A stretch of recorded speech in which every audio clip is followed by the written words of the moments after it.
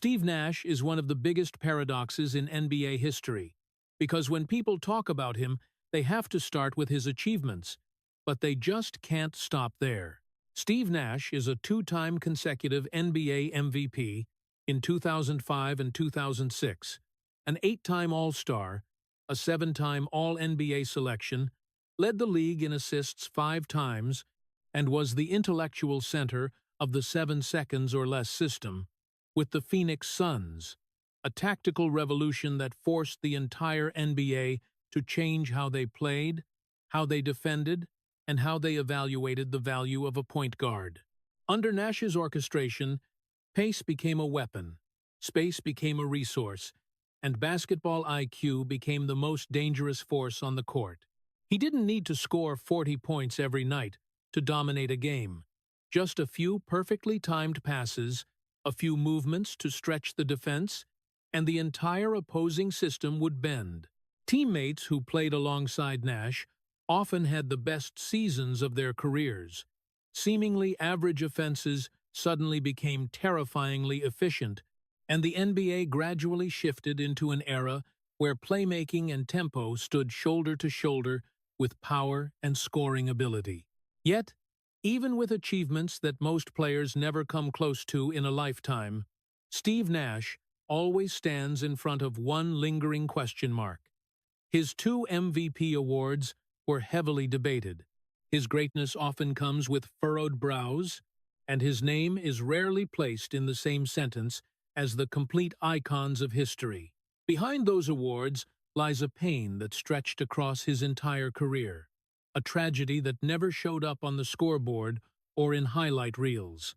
Nash played with a body that constantly betrayed him: herniated discs, pinched nerves, chronic back pain that sometimes made even bending down to tie his shoes a challenge. Every season that passed was a silent negotiation between will and flesh, where he knew full well that if he stopped, his career would end. But if he kept going, the price would only get steeper.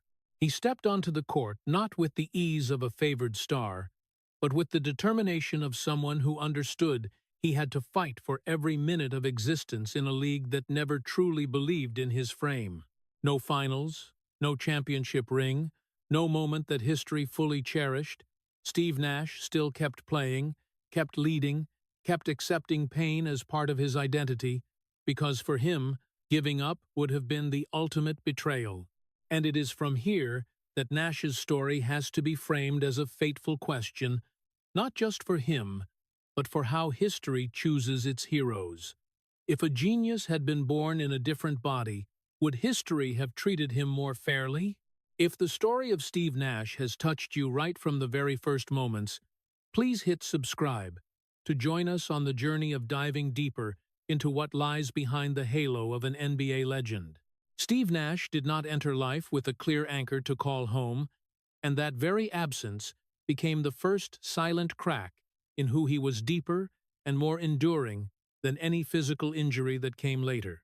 Steve Nash was born in 1974 in Johannesburg, South Africa, during a time of deep social unrest, where the future always felt fragile and temporary. Before Nash could even understand what childhood memories were, his family was forced to leave, carrying suitcases that were never fully packed, leaving behind a place he never had the chance to call home with 2 simple words. That move wasn't just a trip. It was the beginning of a drifting life, where any sense of safety never had time to form before it had to be abandoned again. The Nash family moved to England, a country cold in both climate and in the looks given to a child from somewhere else. There, he wasn't treated cruelly, but he also wasn't welcomed a limbo state that made loneliness feel even sharper. Nash learned silence very early, not because he had nothing to say, but because he understood his voice carried no weight in an environment where he was always the latecomer. Playgrounds, classrooms, and casual conversations all taught him a wordless lesson. To survive, it was better to observe before speaking. When his family later moved to Canada, hope for a fresh start was once again placed on the shoulders of a child who hadn't yet grown up.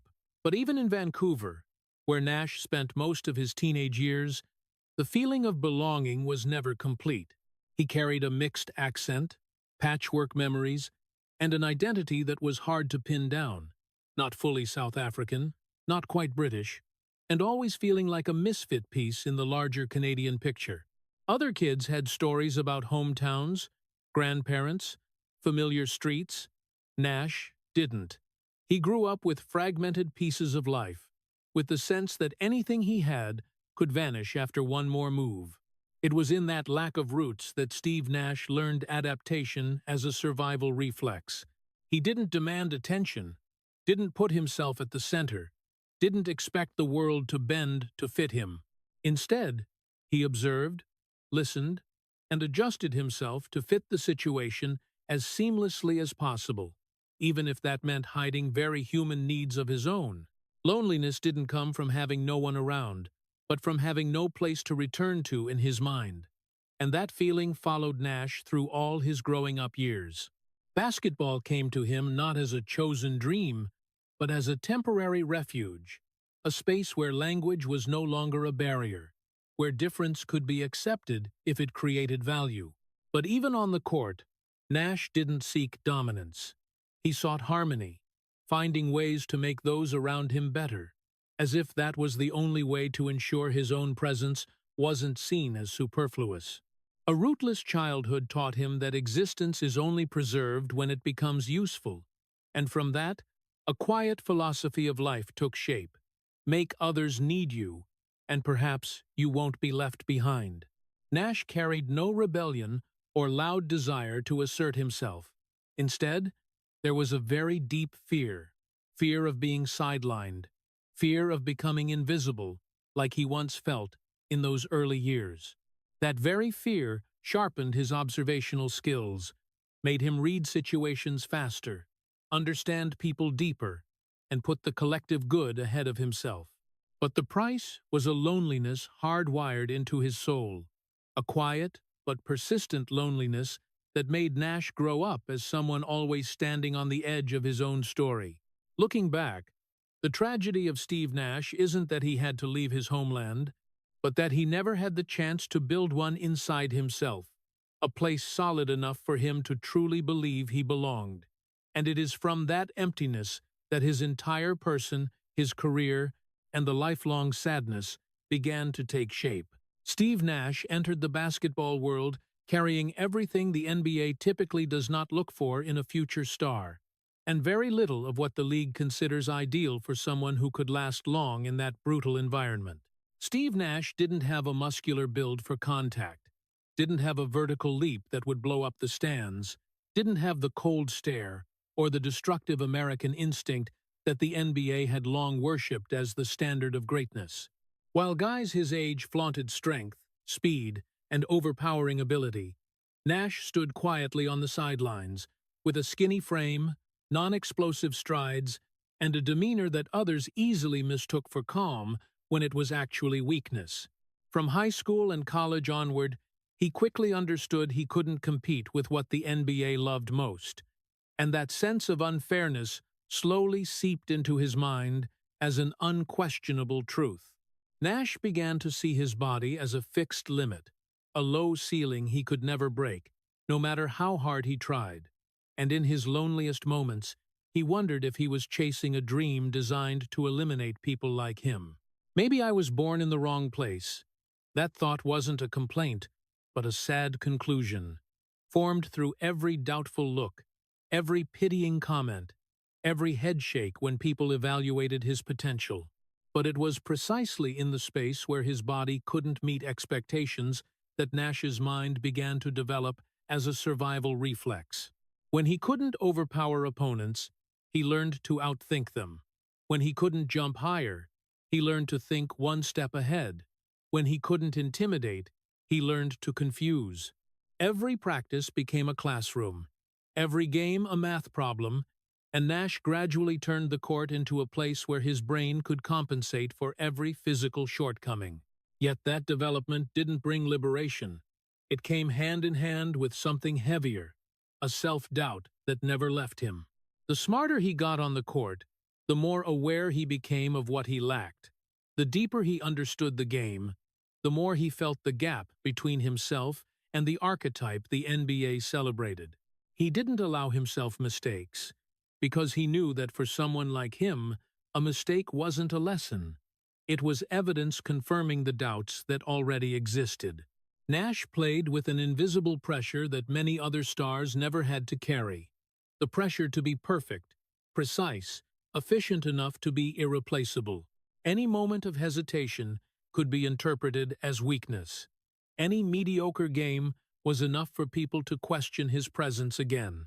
In that environment, Nash's confidence was never built on a feeling of dominance, but on fragile control that could collapse if he ever lost his familiar rhythm. That created the first crack in who he was, a crack that never healed. His mind grew sharper and sharper, but his faith in his body and his place in the NBA world never became whole. Nash began defining his value by necessity rather than excellence, by making the system run smoothly rather than making himself shine. He didn't believe he was born to stand under the spotlight. He only hoped to be important enough not to be discarded. And while many praised his humility, few recognized that behind it was a very deep fear.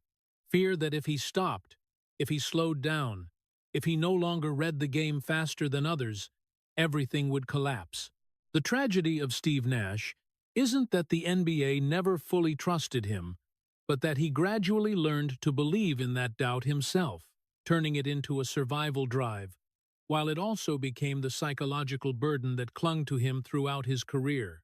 His intelligence grew in constant opposition to his body, and from that conflict, a genius was born.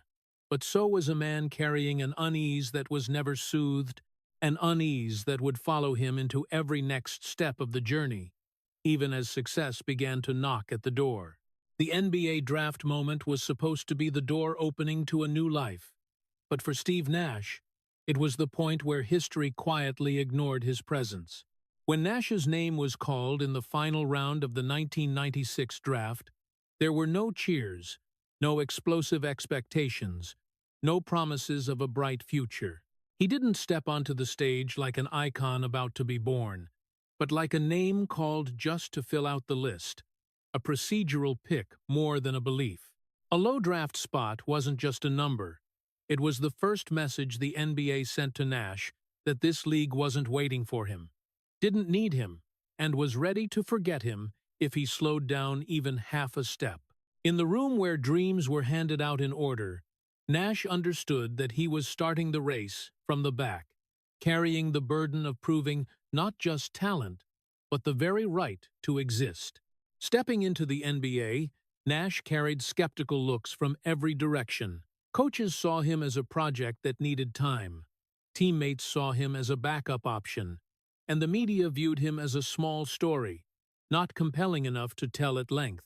He was in the locker room, at practices, on long overnight flights, but his presence was so faint it could disappear without anyone noticing.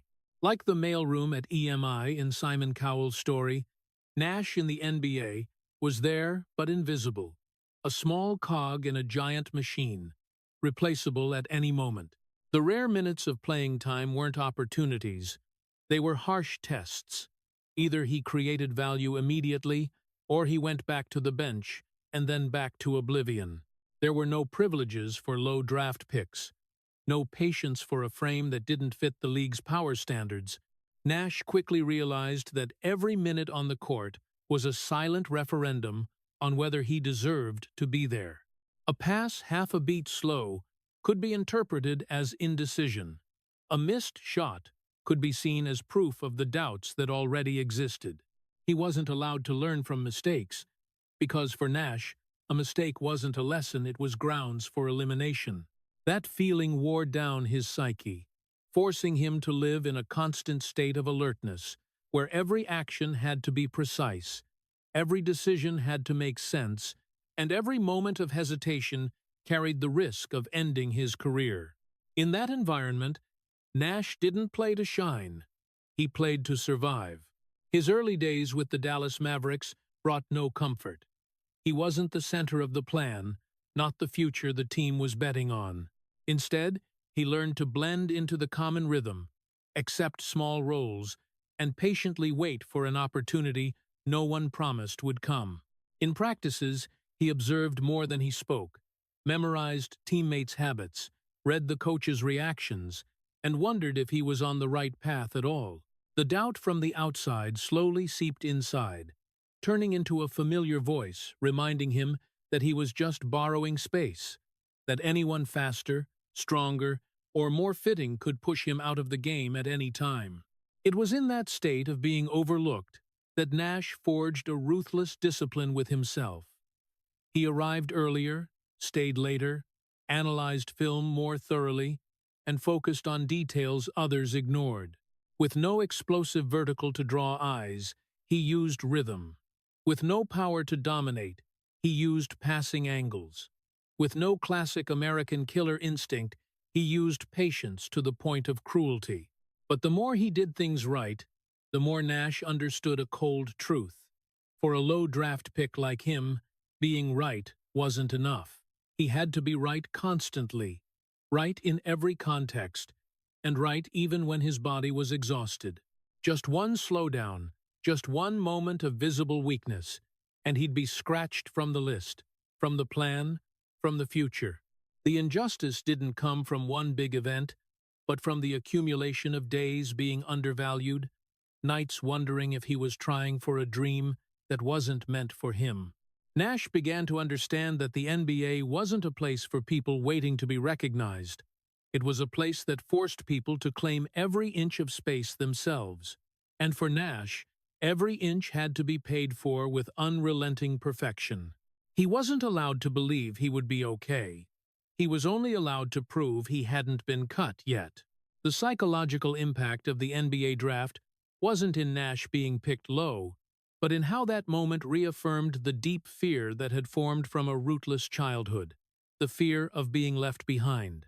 In the NBA, that fear became concrete, present in every personnel decision, every minute of playing time, every evaluation. Nash lived with the feeling that his career was a thin, fragile line, where one slip meant falling into bottomless nothing. But it was also in that void that he began building a silent promise to himself. If he wasn't trusted, he would become impossible to ignore. If he was seen as invisible, he would make the game run in ways only he could see.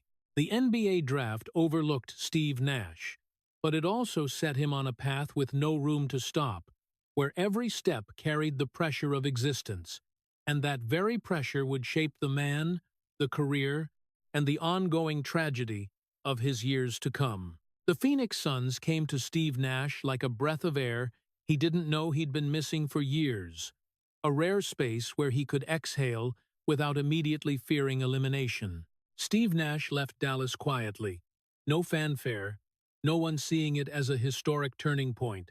But for him, it was the first moment since entering the NBA that the world seemed to accept who he really was. In Phoenix, Nash was no longer viewed as a backup option or an unfinished project. He was handed the ball, given the right to think, and trusted that if the game ran smoothly, his brain would be the control center. For the first time, the NBA didn't demand that Nash be like anyone else. It allowed him to be himself, and in that belated recognition, a tactical miracle began to take shape.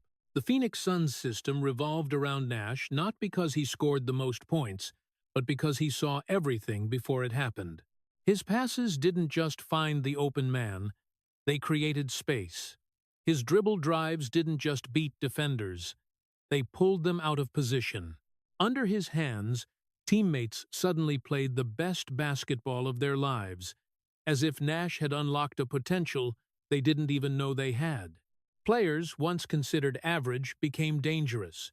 Disjointed offenses suddenly flowed with seamless rhythm, and the Phoenix Suns, a team not seen as a championship contender, unexpectedly became the symbol of a new way to play. Success came fast, brilliant, and full of promise, but it didn't bring the release Nash had vaguely hoped for. Because at the same time Phoenix could breathe, Nash understood he was never allowed to rest. This system existed because of his intelligence, and that meant any deviation, Any slowdown could make the whole machine collapse.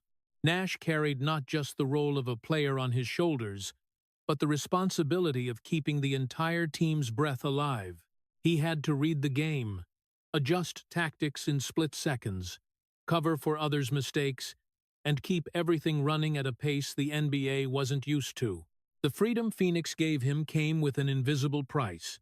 If the Suns failed, the fault wouldn't lie with the system, it would lie with the brain at its center. It was during those years considered his most beautiful that Steve Nash's body began to speak up. At first, vague back pains appeared after tense games and vanished before the next practice. Nash didn't pay attention, because he was used to his body not being perfect, and besides, he understood no one was waiting for complaints from the man leading the NBA's tactical revolution. But the pains didn't disappear. They returned more often, lasted longer, and began creeping into even the seemingly calmest moments.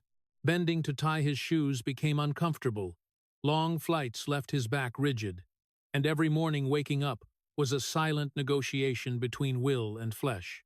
Nash chose to endure in silence, not because he wasn't in pain, but because he understood his presence was the condition for the Phoenix Suns to exist as a force. In a system where everything revolved around him, admitting weakness meant admitting the whole structure could collapse. He did yoga, therapy, stretched for hours, not to reach an ideal state, but just to be able to step on the court one more night. Those methods weren't mentioned in victory reports, didn't appear in highlights, but they became inseparable from Nash's career, a silent effort to keep his mind housed in a body that was rebelling. The tragedy of success in Phoenix lay in Nash, realizing that every good thing came with a corresponding wear and tear. The better he played, the more influence he had, the more he had to strain to keep the pace, and the less chance he had to listen to his body's warning signals. Nash had no luxury of long-term rest. Every game he missed was a reminder that the system couldn't run itself without him. And so he kept playing, kept leading, kept enduring, all while knowing full well he was grinding down the very thing that allowed him to exist on the court. To the public eye, the Phoenix Suns were a story of speed, explosion, a team bringing pure joy to viewers. But behind that light was a man living in constant tension, where breathing on the court didn't mean resting in the mind. Nash began to understand that his success was tied to a painful paradox. He was only free when he accepted being imprisoned in infinite responsibility. Every win was proof of his intelligence, but also one more day his body had to pay the price. The Phoenix Suns gave Steve Nash a professional home, but not peace. He could breathe in a tactical space he understood deeply, but he was never free from the central role he himself had built. And in that overlap, the first pains didn't just appear in his back, they crept into his mind, signaling that his tragedy wouldn't come from immediate failure, but from an irreversible gradual erosion. Success in Phoenix didn't destroy Steve Nash. It quietly consumed him, day by day, game by game, moment by moment. He stepped on the court with a calm smile, hiding a body begging to stop. Steve Nash's body began betraying him in a slow but ruthless way, not through one clear moment of collapse, but through the silent invasion of pain into every corner of his life until he realized he was living in a war with no days off. Steve Nash didn't wake up in the morning feeling ready like other stars. He woke up with the familiar dread. How bad would his back hurt today? Herniated discs, pinched nerves, pain radiating from his spine down to his hips, and numbing his legs. All of it came to him not as an injury needing recovery time, but as a persistent companion, trailing every step he took. Some mornings, just sitting up in bed was a challenge, and some nights, sleep was shattered by pain that woke him in the dark, lying silently so he wouldn't wake anyone, wondering how much longer his body could hold out. No night did Nash sleep through. Sleep, something many athletes consider essential for recovery, became a luxury for him. Every time he turned over was a calculation. every movement weighed to avoid a sudden, sharp stab. But when daylight came, Nash still stepped onto the practice court with a calm face, as if his body had never protested. He understood that in the NBA, especially in his central role with the Phoenix Suns, no one was waiting for an explanation about pain. The body could be exhausted, but the schedule wasn't. Nerves could be pinched, but tonight's game would still happen. And so Nash didn't allow himself to stop, because he understood a cold truth very clearly. If he stopped, the system would keep going without him, and then his existence would quickly fade away. Nash trained when others rested. While teammates recovered, he stretched, did yoga, Pilates, physical therapy for hours on end, just to reach a barely usable state. Not to get stronger, not to get better, but just to not be worse than yesterday. Every practice was a negotiation between the desire to continue and the fear of having to quit, between a mind still razor-sharp and a body slowly wearing down. He learned to endure pain like a skill, learned to distinguish between pain he could ignore and pain he had to avoid, learned to live with limits without letting them show on his face. In the rare moments he allowed himself to be honest, Nash admitted he wasn't playing basketball to find joy anymore. He was playing to hold on to the right to be there. If I stop, I'll disappear. That thought wasn't a slogan. It was a survival drive, pushing him onto the court even when his body begged for rest. The tragedy of Nash was that his mind was still ahead of the rest of the league, while his body fell further and further behind. He still read the game faster, still saw passes others didn't, still controlled tempo with cold precision, but every run carried the feeling that this body could collapse at any moment. There were games he finished with impressive numbers, with praise ringing out, but when he left the court, he had to sit quietly in the locker room, waiting for the pain to ease before he could stand. Those moments never appeared on TV, never got retold in glowing articles, but they were the truest part of Nash's career, where glory and agony existed side by side, inseparable. Nash didn't allow himself to complain because he knew his career wasn't built on pity. He had spent his whole life proving that intelligence could beat power, that finesse could survive in a league that worshipped physical violence. But that very choice trapped him in a cruel paradox. To keep proving his value, he had to pay with his own body. With every season that passed, the pain didn't lessen it, just changed shape, sometimes simmering, sometimes flaring up fiercely, forcing him to adjust every small detail of life, from how he sat, how he stood, how he moved, even how he breathed. Everything fell under the control of a spine he could no longer trust. In his loneliest moments, Nash began to realize that his body wasn't just betraying him on the court, it was betraying him in private life, too. Long trips became exhausting. Evenings that should have been for family got replaced by therapy sessions, and fatigue crept into even the most ordinary conversations. He still smiled, still kept the calm demeanor, but inside was a man constantly negotiating with pain to maintain a stable image. The tragedy didn't explode, didn't make him collapse right away. It wore him down bit by bit, so that every success came with a corresponding loss. Steve Nash had no right to stop, not because anyone forced him, but because he understood too well the cost of disappearing in a league that waits for no one. For him, stopping wasn't just rest. It was losing his place, losing meaning, losing everything he had built with his mind and endurance. And so he kept stepping onto the court, kept leading, kept living within the limits his body imposed, because the only choice left was to accept pain in order to exist. The central tragedy of Steve Nash wasn't in one clear fall, but in the bitter truth that he had to pay for every minute of presence, every pass he made, every extra season he stretched out, all while knowing full well that the price would eventually exceed what he could afford. The 2 MVP awards should have been the moment that closed every debate, the final punctuation on doubts that had followed his career. But for Steve Nash, they opened another chapter of tragedy, more subtle and heavier. The tragedy of honor not believed. In 2005 and 2006, when his name was called twice in a row for the NBA's highest individual honor, the world didn't cheer in unison like history usually does. Instead, there were furrowed brows, whispered questions that quickly became open accusations. Why Nash? Why not Shaq, Kobe, or some familiar icon of power? The honor came hand in hand with denial, as if the NBA had to give him the award because of the obvious truth on the court.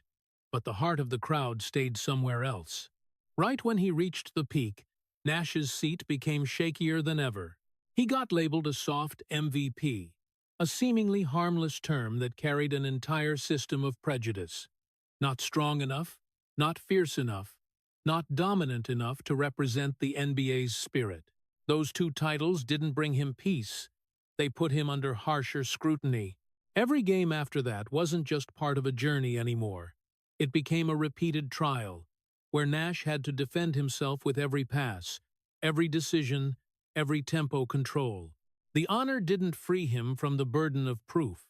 It only raised that burden to a higher level, where the smallest mistake could be interpreted as evidence the award was given by mistake. The tragedy of Nash was that he peaked when his body had already begun to crack, when every morning was a negotiation with pain, and every night was fitful sleep. He had no luxury of enjoying victory in ease. He had to defend it with the very body betraying him. While other MVPs could have off nights without their core value being questioned, Nash couldn't.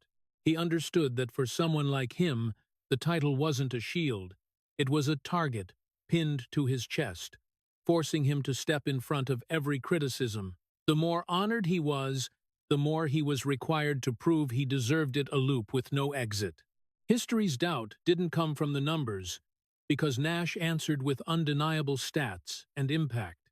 It came from his frame, from the fact that he didn't fit the hero mold the NBA had built over decades. When people think of greatness, they think of power, dominance, explosive moments that bring the stands down. Nash brought the opposite: finesse, rhythm, and a cold intelligence that made opponents lose without knowing why. But that very difference kept him outside the familiar great narrative, as if history only accepts certain ways of winning. Nash's two MVPs thus became a challenge to the old value system, and the natural reaction of that system was resistance.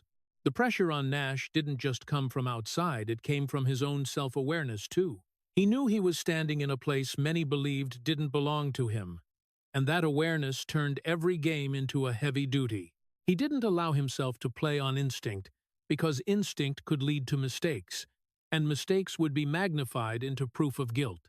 Nash played with extreme caution, having to keep the rhythm for the whole team while protecting his own honor in an atmosphere always ready to doubt. In the rare moments alone, he began to realize the titles didn't bring peace. They just changed the shape of the worry. The two MVPs didn't erase the old questions, they birthed new ones. Could he repeat this? Could the system survive without him? Was this success sustainable, or just a historical fluke? Those questions followed Nash like a shadow, creeping into even the seemingly most perfect wins. He reached the height of fame, but was never allowed to stand still at the top and look back at the road traveled. For Nash, the peak was a dangerous place. Slow down even half a beat, and the doubt would rush in like a flood. The tragedy of Steve Nash's honor, then, wasn't that he didn't deserve the two MVPs, but that he was forced to live with the feeling that he always had to defend them. The honor didn't bring release, didn't let him breathe easy. It tied him tighter to an invisible standard he never set for himself. Every time he stepped on the court with MVP next to his name, Nash didn't feel lighter. He felt heavier, as if he were carrying the entire weight of history's doubt on his shoulders. And while the world argued over who deserved it more, Nash kept doing the only thing he knew: playing with intelligence, enduring with will, and accepting that his peak would always come with a question mark that would never be erased. The playoffs for Steve Nash were never a place of catastrophic collapses, but a grinding journey where hope was drained little by little, year after year, until he realized that the most painful thing wasn't getting blown out. It was never being quite enough to reach the end. Steve Nash entered every postseason with the same quiet belief that intelligence, pace, and chemistry could beat pure power, but also with the same familiar fear that his body was weakening faster than hope could grow. The Phoenix Suns playoff series rarely ended in humiliation. They ended with razor-thin margins, decisive plays that didn't go Nash's way, and final headshakes as the dream dissolved without a bang. The San Antonio Spurs were the first wall, and the repeating wall, where Nash's finesse crashed into iron discipline and relentless strength. Games against the Spurs weren't one-night battles. They were prolonged erosion across entire series, where tiny errors got magnified into outcomes. Nash read the game better, adjusted tempo more precisely, but on the other side was a collective that never unraveled, where every gap got punished coldly. Nash's Suns often got very close enough to believe the door was opening, then slammed shut by a timely defensive stop, a tough shot from the opponent, or simply accumulated fatigue that intelligence couldn't hide forever. Each failure against the Spurs didn't leave a feeling of being overpowered. It left a feeling of rejection, as if history was whispering that this path wasn't for him. Then came the Los Angeles Lakers, the symbol of the power and dominance the NBA worshipped. Facing the Lakers meant facing a different standard of greatness, where body, height, and strength came first. Nash entered those series with a body already carrying many cracks, while the other side had men built to dominate space. The games became a brutal comparison between two philosophies. One, side intelligence and pace, the other, dominance and authority. Nash's Suns weren't crushed. They fought, chased, and often pushed the opponent to the brink of defeat. But in the end, the result repeated. One step short, one play that didn't fall, one moment where physical power prevailed. What made Nash's pain cut deeper wasn't the list of opponents, but the way he lost. No series ever ended with an admission that he was simply inferior, only nail-biting conclusions that let hope die quietly. Each playoff year that passed, Nash carried more back pain, more broken sleep nights, and a little less belief that time was still on his side. He entered the postseason feeling like he was racing an invisible clock, where every round survived was a win over his body, but also one step closer to the final limit. Nash's hope didn't go out in one moment. It thinned like a thread stretched to breaking. Year after year, he saw the same script. The Suns played the most beautiful basketball in the league. Fans believed in the miracle. And then, one small detail destroyed it all. A bad-timed injury, a controversial referee call, a fateful shot that didn't drop.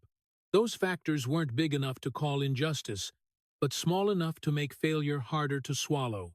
Nash couldn't blame anyone, because there was no clear villain.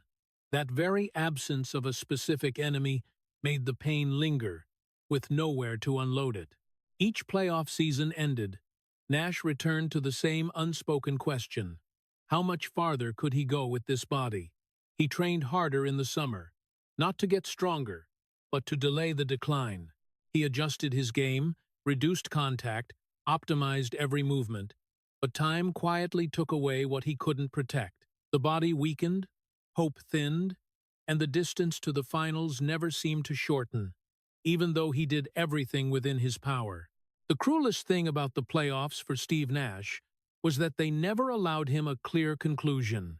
No loss was bad enough to say, "This is the limit," and no win was big enough to open the final door. He was trapped in history's gray zone, where effort wasn't rewarded with a destination, and persistence didn't guarantee a prize. Nash didn't fail spectacularly, he just never quite made it. Not healthy enough to stretch one more series, not strong enough to overpower the final opponents, not lucky enough for history to bend another way.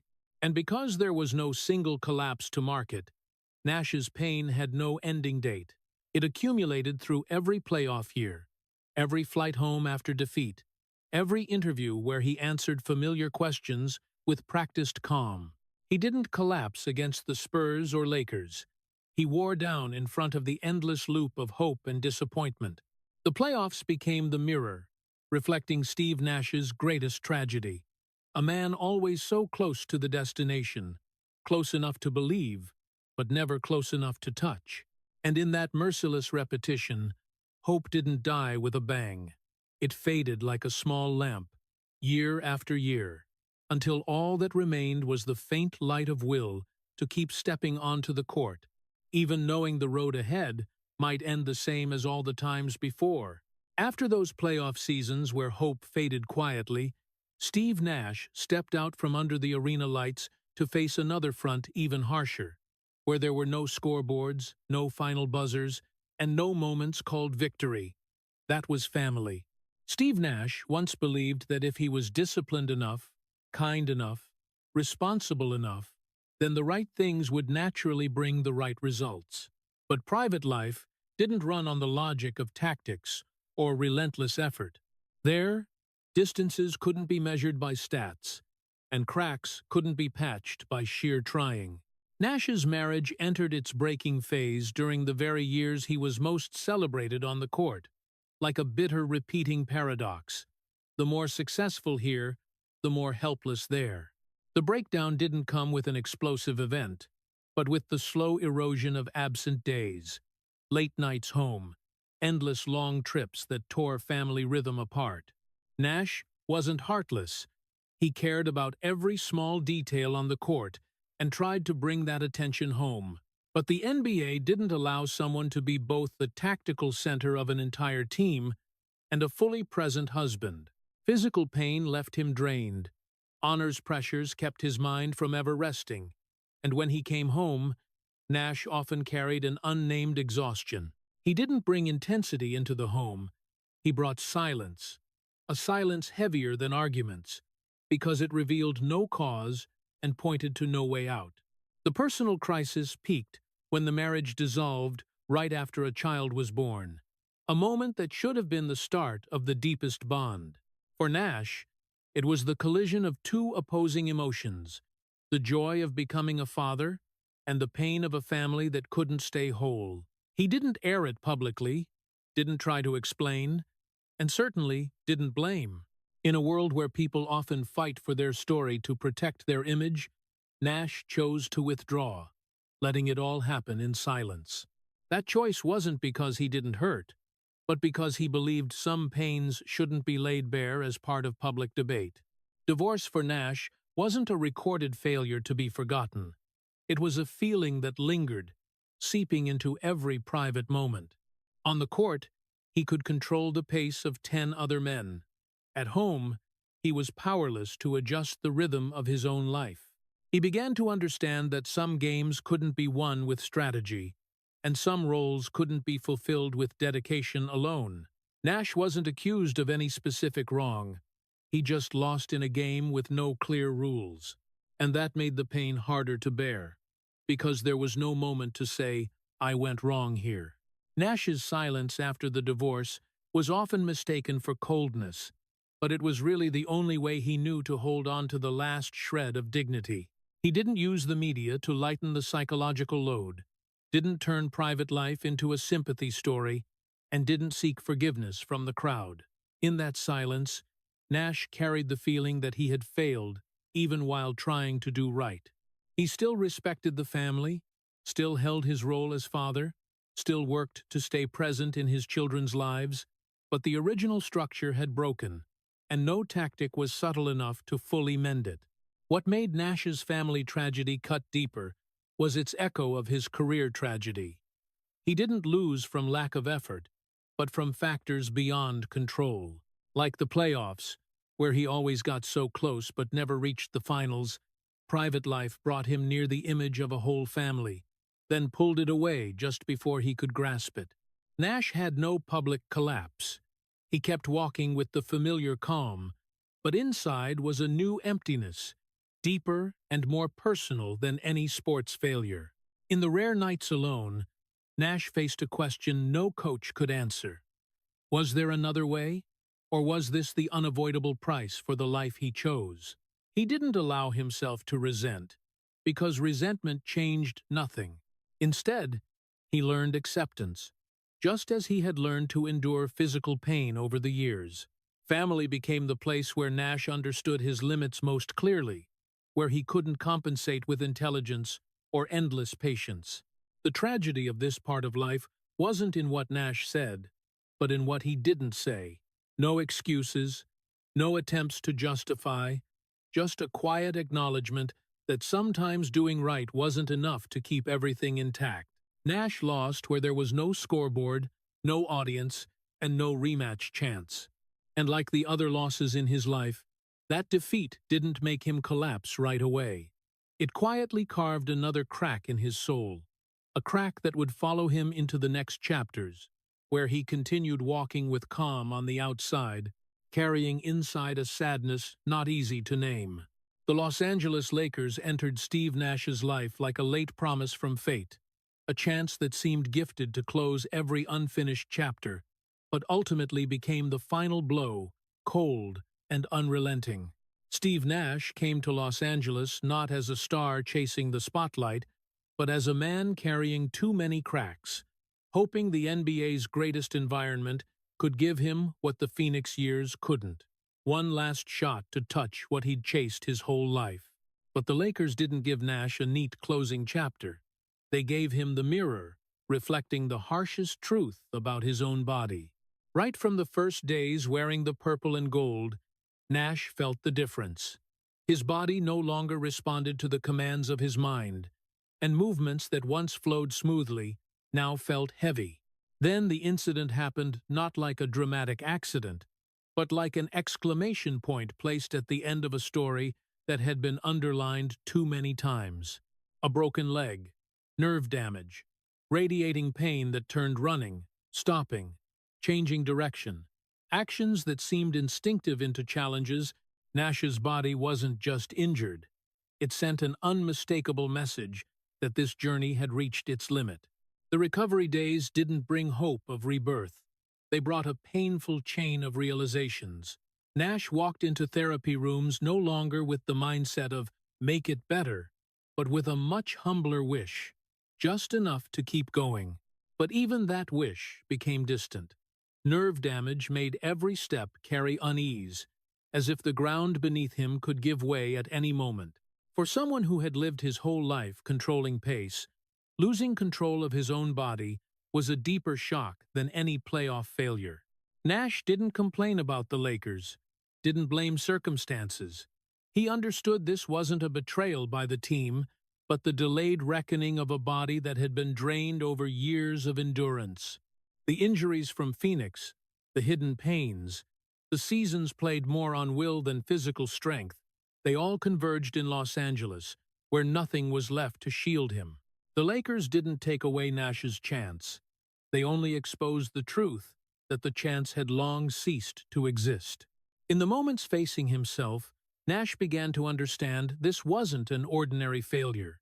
He didn't lose to the NBA the way people usually talk about careers that end quietly. He had beaten the NBA in many ways, changing how the game was played, changing how people thought, changing the value of intelligence on the court. But the NBA, with its unforgiving schedule and ruthless physical demands, took away the last thing he had left: the ability to step onto the court, believing his body would follow his will. I didn't lose to the NBA. The NBA took the last thing I had left. That thought wasn't resentment. It was the bitter acknowledgement of someone who had reached the absolute limit. The days sitting out, watching games unfold without being able to participate, brought Nash a strange feeling. He was used to being the control center, the one making split-second decisions, the breath of the system. Now he was an unwilling spectator, cut off from what had defined him for decades. No more passes to soothe the pain, no more tempo to forget the body. Nash faced head-on the loss he had postponed for too long. The tragedy of the Lakers phase wasn't in the few games he played. It was in the forced acceptance that had to come. Nash understood that continuing wasn't a brave choice anymore. It could be a dangerous denial. His body wasn't just protesting, it set an ethical limit on his will, forcing him to weigh personal desire against irreversible reality. For someone who had lived by the principle of never stopping, the moment he realized he had to stop was the deepest blow. Nash's retirement didn't happen in celebration or loud regret. It happened as a quiet settling, a decision made in silence, when every sign had become too clear to deny. No grand farewell, no moment history cherished, just a man stepping out of the game because his body no longer allowed it, carrying the feeling that the last thing keeping the dream alive had been taken from him. The Los Angeles Lakers, in Steve Nash's story, weren't the place he failed for lack of talent or effort. They were the place fate closed the final door, where every effort was no longer enough against biological reality. Nash left the court not because he had declined, but because his body could no longer meet the demands his mind was still ready to carry. And it was there that his tragedy reached its most ruthless clarity. Some people aren't defeated by opponents, they aren't turned away by history. They're forced to stop, when the only thing still keeping them in the game, their own body, can no longer keep up. Retirement came to Steve Nash, not as a door slamming shut decisively, but as a prolonged silence, where echoes of his old life still reverberated in every pain that never left. Steve Nash left the court with a decision his mind had accepted, but his body didn't understand the concept of ending. No more schedules, no more back-to-back flights, no more whistles urging him onto the floor. But every morning, he woke up. His spine still spoke, as if he were about to step out one more time. Retirement didn't bring the release people usually imagine. It only took away the excuse to ignore the pain. While playing, Nash had a place to put his pain. Games gave him rhythm, a flow strong enough to sweep away fatigue, focus enough to turn agony into background noise. But when basketball was gone, everything stood bare. No more passes to hide the tightness in his back, no more fast tempo to leave the pain behind. His body still reacted like an athlete in mid-season, while his mind had moved to a different phase. That mismatch made the days after retirement difficult in ways no title had prepared him for. Nash began to realize pain wasn't just a physical issue, it seeped into the mind, creating voids hard to name. While playing, everything had purpose: training to play, enduring to win, hurting to exist. Now the pain remained, but the purpose didn't. No more games to forget the pain, no more opponents to distract his thoughts, no more explosive moments to justify the prolonged suffering. Each day became an unanswered question. What am I enduring for anymore? Nash's legacy after retirement hung in a gray area hard to define. He was respected, mentioned as an NBA intelligence icon, but always accompanied by questions that never disappeared. The two MVPs were still there, but so were the debates. No finals to close it out, no crowning moment for history to embrace fully. When the arena lights went out, Nash faced the feeling that his legacy wasn't a finished statue, it was an unfinished work, left for others to interpret as they wished. In the rare interviews, Nash talked less about basketball and more about his body. He didn't complain, but he didn't hide the truth that pain was still part of daily life. Ordinary activities, sitting for long periods, driving, sleeping through a night, became small but constant challenges. For someone who once controlled the pace of entire games, having to adjust life around physical limits was a humbling lesson hard to accept. He was no longer the one deciding everything. Now, his body held the final veto. The emptiness after retirement didn't hit right away. It crept in gradually, when old habits had no place.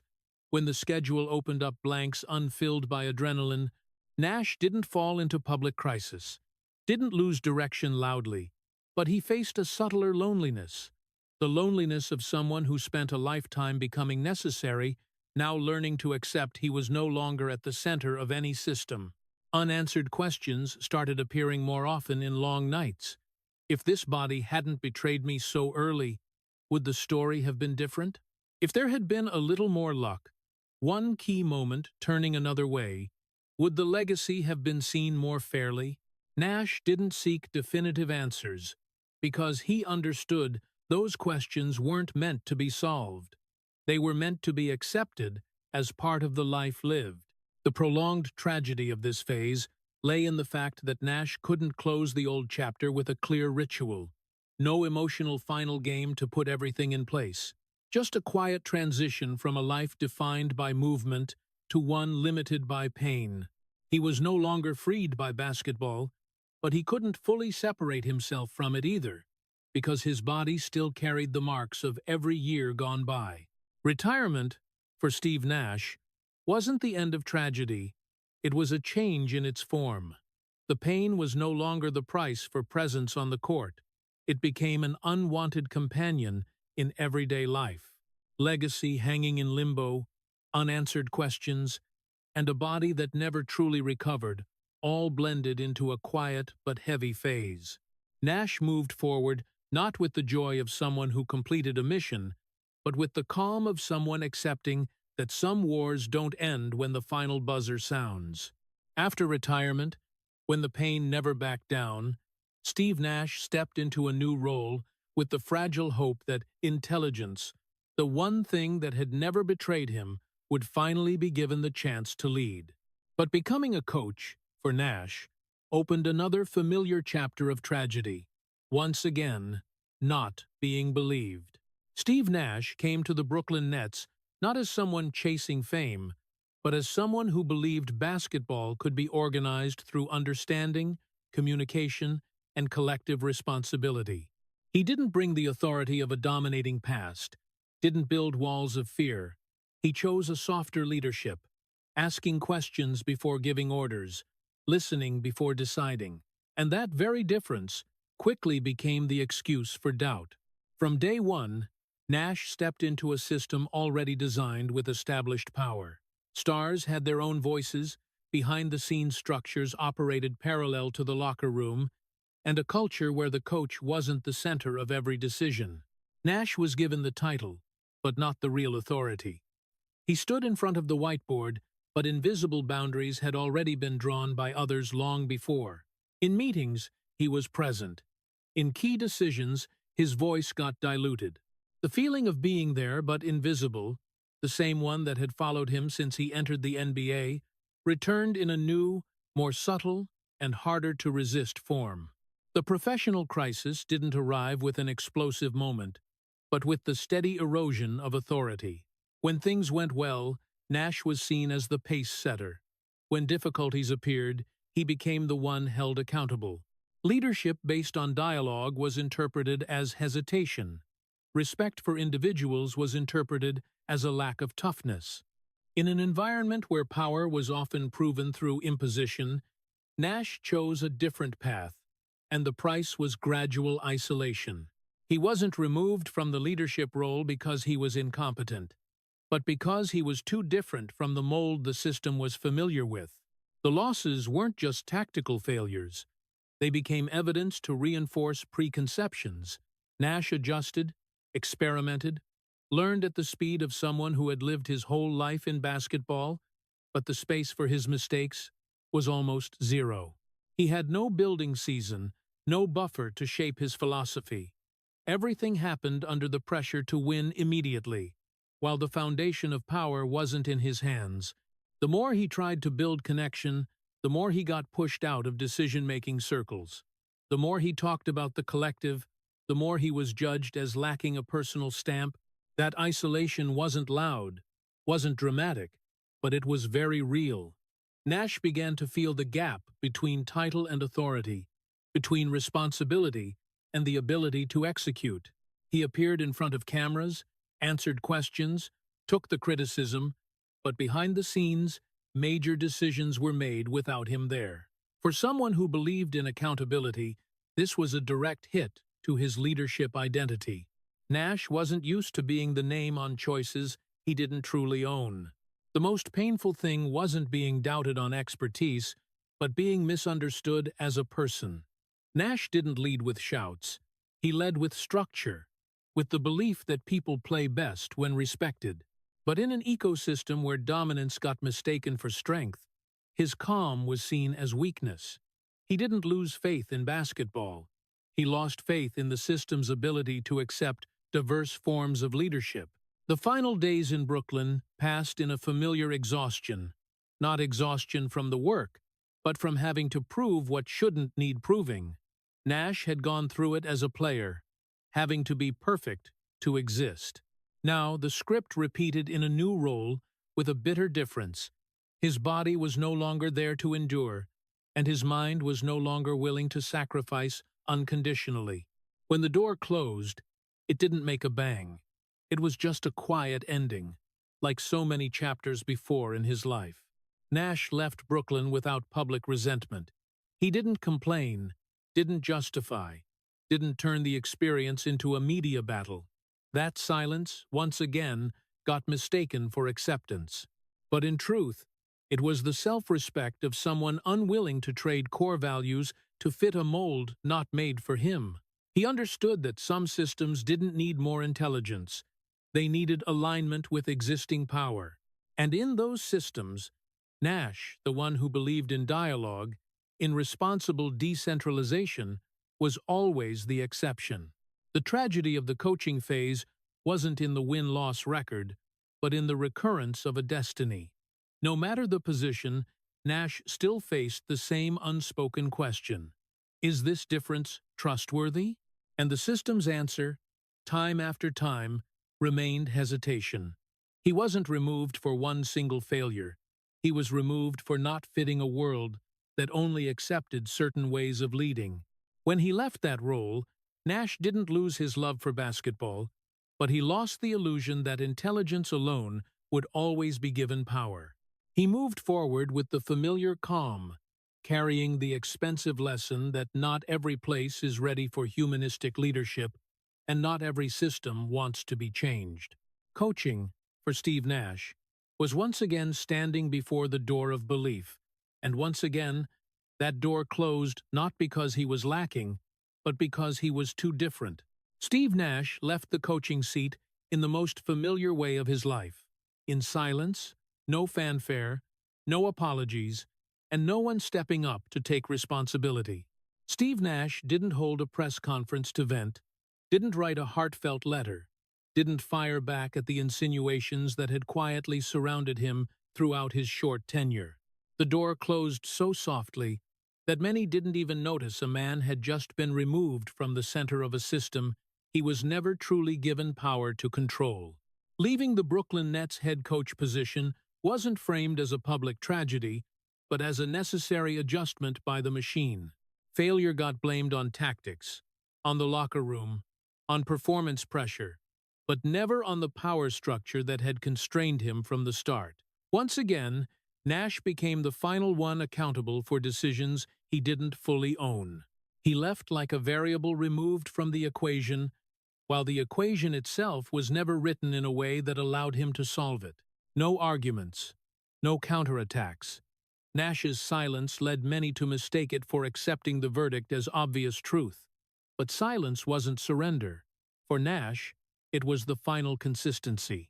He didn't want to turn the work process into a battle of credit blaming because he understood that would shift focus away from the core issue, a system that used him as a shield, then sidelined him when things didn't run as expected. He didn't need anyone to defend him, but there was also no one to stand up and say he deserved more trust than that. The feeling of being removed in silence wasn't new to Nash. It was exactly like the day he left Dallas under doubtful looks, exactly like the MVP seasons that got denied, exactly like the razor-thin playoff losses where no one had to apologize for just missing by a little. Nash's history wasn't marked by clear collapses, but by doors closing very gently, quiet enough not to make noise, but loud enough for the person inside to realize they were no longer welcome. The most painful thing wasn't losing the position, but that no one took responsibility for putting him in an ambiguous role from the beginning. Nash wasn't given power to build, yet he was judged as if he had every tool. He wasn't allowed to fail in the sense of learning, but required to succeed immediately in an environment that was never stable. And when it all ended, the system simply moved on, as if he were just a replaceable detail. In the days that followed, Nash didn't disappear completely, but he also didn't appear to reclaim the narrative. He returned to family, to a body still in pain, to the quiet habits formed after retirement. No more games, no more whiteboards, no more noisy locker rooms, just a man facing the old question in a new form: does my difference always make me the one who gets removed? Nash didn't answer that question with words. He let it settle, as he had done with so many other wounds in his life. This wordless departure exposed a bitter truth about elite basketball. Not every intelligence is welcome, and not every leadership style has a place. Nash wasn't pushed out because he didn't understand the game. He was pushed out because he didn't fit the way power wanted to be exercised. In a world where loud voices often get mistaken for authority, Nash's calm became a flaw. And when that flaw was no longer convenient, the system chose to remove it without explanation. Once again, Steve Nash left without anyone taking responsibility. No acknowledgement that he had been put in a tough spot. No apology for not giving enough trust. Just the continuation of the machine, and one man quietly stepping out of the frame. But it was precisely in that silence that Nash kept what he had never lost: dignity. He didn't need to win arguments to prove he was right. He had lived his whole life being doubted, denied, and sidelined, but never let that turn him into a different version of himself. After leaving the coaching seat in silence, Steve Nash stepped into a phase even harder to name than any previous failure. His legacy began to live powerfully, but no longer belonged to him. Steve Nash watched his basketball spread across the NBA like a current that had escaped its source, continuing to grow, multiply, and be celebrated, while he himself stood quietly on the edge, no longer at the center of the story. This wasn't the feeling of being forgotten, but a more subtle pain, seeing his imprint everywhere, yet being unable to touch it. Modern basketball carries a form so familiar to Nash that it's hard to deny. Fast pace, maximum spacing, decisive passes prioritized over individual isolations, and the point guard's role becoming the soul of the entire system. The most successful teams apply that very philosophy, sometimes pushing it further with technology, data, and bodies better suited to physical demands. Scoring guards who create intelligently, control games with IQ, all of it carries Nash's breath, even if his name isn't mentioned in tactical breakdowns. Others reaped the rewards from the seeds Nash planted with his own body and endurance. Young players grew up in an NBA already ready for that style of basketball, where they didn't have to ask permission to play smart, didn't have to prove finesse could survive. They were given trust from the start, built systems around them, and protected by power structures that understood the value of pace and space. Nash saw it with a mix of pride and regret. He had been right, but that rightness came too late to save him. The highest tragedy of this phase lies in the distance between the pioneer and the beneficiary. Nash is no longer at the center to shape, to adjust, to lead. He is no longer the man standing in the middle of the court controlling the game's breath, nor is he the coach given power to turn philosophy into a sustainable structure. He becomes a vague historical reference mentioned as inspiration, but rarely acknowledged as the foundation. When Nash's basketball wins, the victors are other systems, other people, in circumstances he never got to enjoy. There are moments when Nash realizes that a legacy doesn't need the presence of its creator. Television analyzes teams playing fast. Articles praise on-court intelligence. Academies emphasize passing skills and game reading. All of them are indirect confirmations of the path he chose. But that confirmation brings no release. It's like standing in front of a house built from your own blueprints, seeing the lights come on behind the windows, but having no key to step inside. Nash doesn't resent those succeeding in the world he once dreamed of. He understands that history doesn't operate on personal fairness, but understanding doesn't mean relief. There is a quiet sadness in knowing that if he had been born later, or his body more durable, or the system more ready, the story might have been different. He can't touch his legacy in the most direct way, not through a trophy, not through power, but through the feeling of living fully inside what he created. Stepping back from the center forces Nash to face a deeper question about the meaning of legacy. If legacy only truly holds value when its creator gets to enjoy some of the fruits, then is his legacy complete? Nash seems to accept that the answer doesn't lie in immediate recognition. He chooses to see basketball as a flow that transcends the individual, where each generation only holds a short stretch of the river.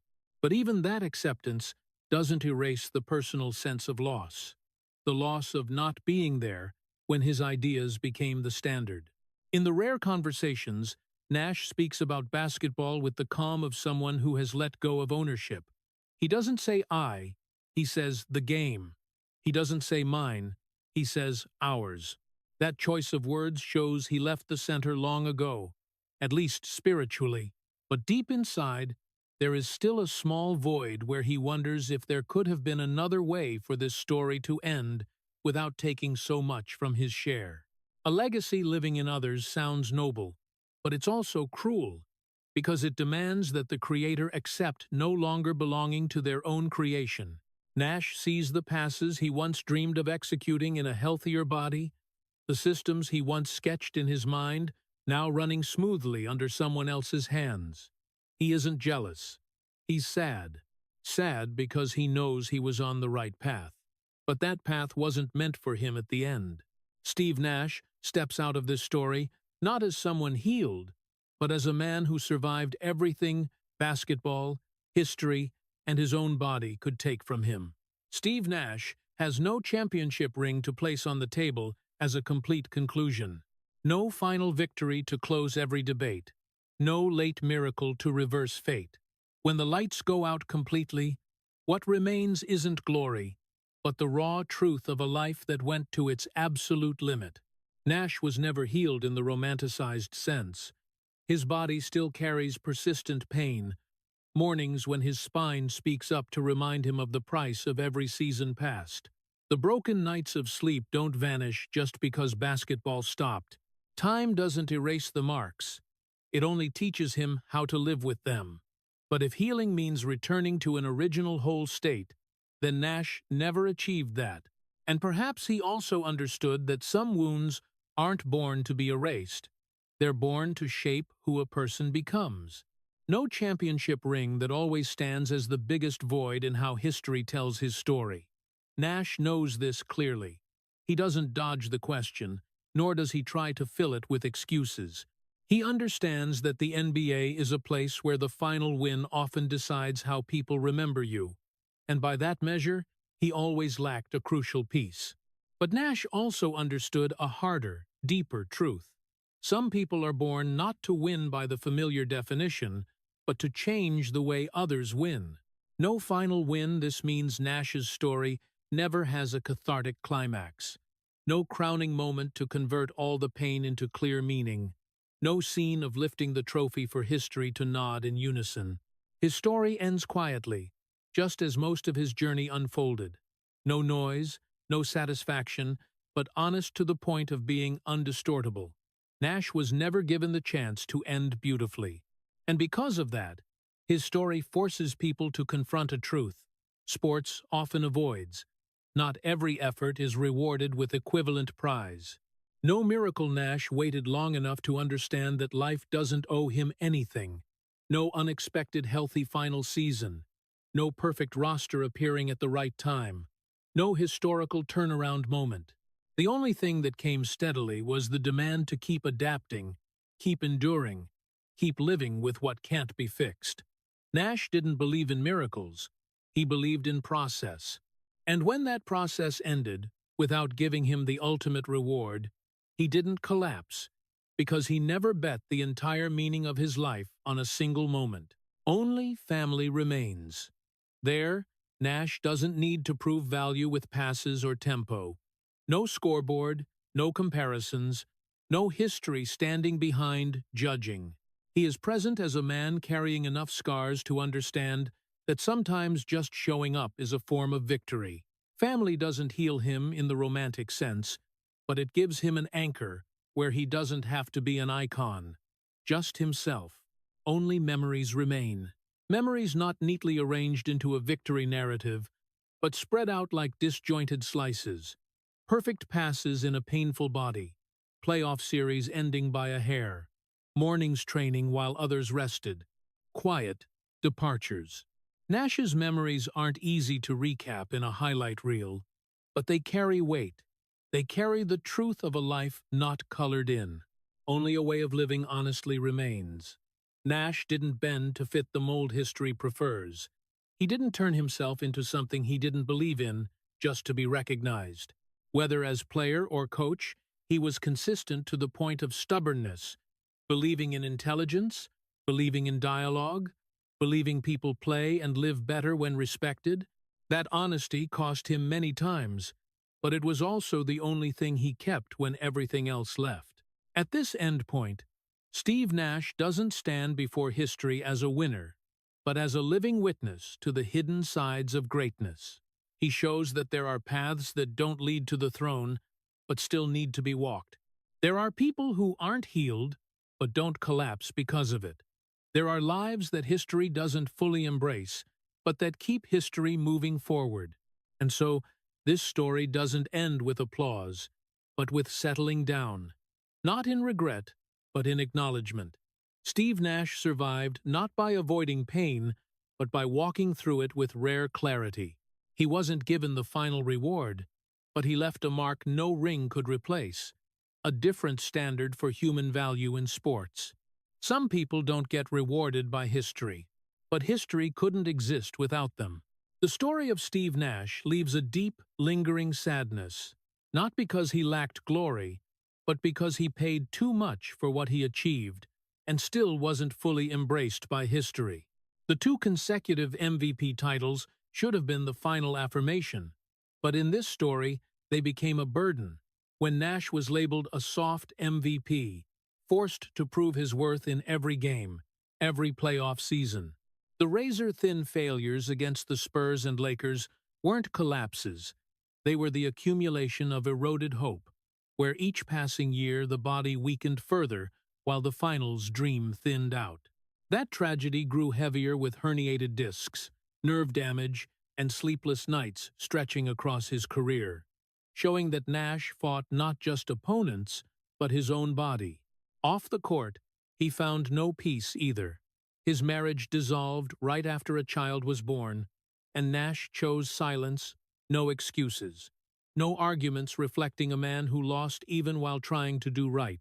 In the coaching phase with the Brooklyn Nets, he was once again isolated in a system that gave no real power, then left without a single apology. The most painful part is that basketball carrying Nash's philosophy spread across the entire NBA, yet he himself is no longer at the center to touch the legacy he created. From this story, Americans can draw a real and profound lesson. Success doesn't always come with fairness, and a person's value shouldn't be measured only by titles or final victories. Steve Nash reminds us that intelligence, honesty, and character can change an entire system, even when the one who creates that change doesn't receive the full reward. In a society that worships winners, Nash's story calls us to learn how to value those who paved the way, who endured, and who lived right even if history doesn't reward them in the loudest way. If the story of Steve Nash has left you silent and reflecting on the true value of a person who lived right but wasn't rewarded by history, please subscribe to the channel to join us in continuing to explore such destinies. Thank you for staying until the very end, and see you in the next video where we continue to listen to the quiet stories that helped shape America and modern sports.